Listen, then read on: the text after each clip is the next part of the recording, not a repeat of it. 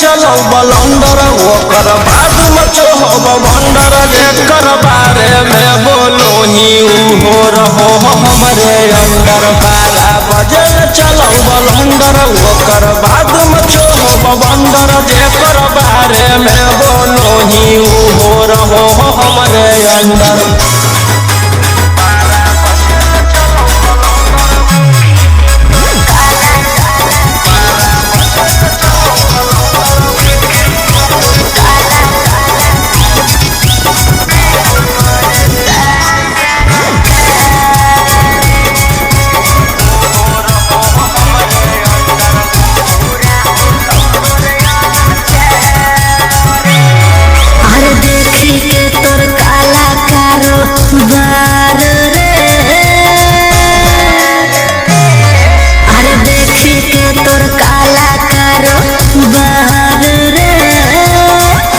परेशान सरकार रे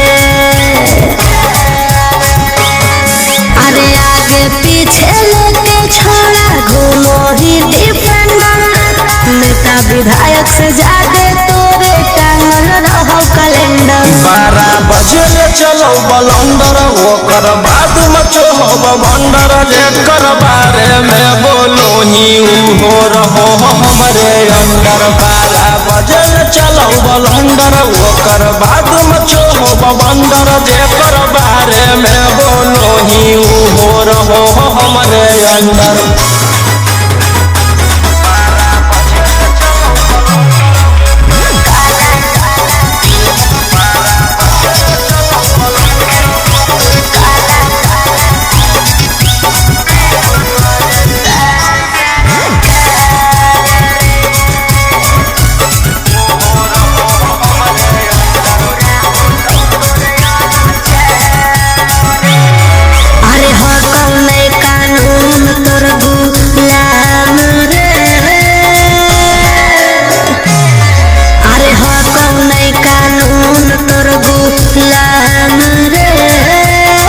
बुरा हो तो तोरे